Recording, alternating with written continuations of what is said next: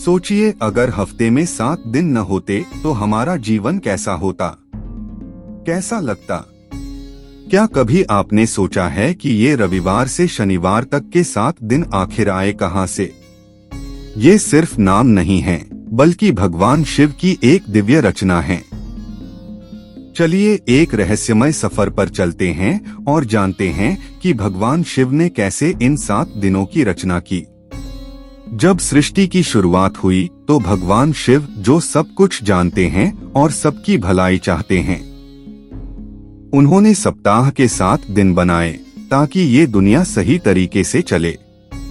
सबसे पहले उन्होंने एक दिन बनाया जो स्वास्थ्य, अच्छी सेहत देने वाला हो। फिर एक दिन ऐसा बनाया जो धन, पैसा और समृद्धि, खुशहाली लाए। फिर उन्होंने एक खास दिन रचा जो बच्चों की रक्षा करे और उसे नाम दिया कुमारवार। अब भगवान शिव को लगा कि आलस्य, सुस्ती और पाप, गलत कर्म को दूर करने के लिए भी एक दिन होना चाहिए। इसलिए उन्होंने एक और दिन बनाया जो भगवान विष्णु को समर्पित हुआ। इसके बाद उन्होंने एक ऐसा दिन बनाया जो शक्ति, ताकत और रक्षा देने वाला हो। ये दिन ब्रह्मा जी को समर्पित हुआ, जो हमारी उम्र, जीवन को बढ़ाने का कार्य करते हैं। अब संसार को ठीक से चलाने के लिए भगवान शिव ने पुण्य, अच्छे कर्म और पाप, बुरे कर्म को जन्म दिया। और फिर ऐसे 2 दिन बनाए जो कर्मों का फल देने वाले देवताओं से जुड़े थे।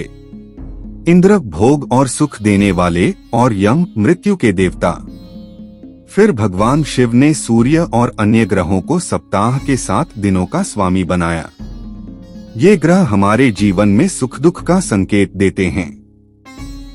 अब ध्यान से सुनिए, हर दिन एक देवता और एक ग्रह से जुड़ा होता है। रविवार सूर्य देव का दिन, ऊर्जा और शक्ति का प्रतीक।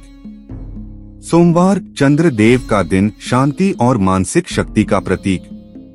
मंगलवार मंगल देव का दिन, साहस और बल का प्रतीक। बुधवार भगवान विष्णु का दिन, बुद्धि और व्यापार का प्रतीक। गुरुवार बृहस्पति का दिन, ज्ञान और शुभता का प्रतीक। शुक्रवार इंद्र देव का दिन, सुख और ऐश्वर्य का प्रतीक। शनिवार शनि देव का दिन, कर्मों का फल देने वाला।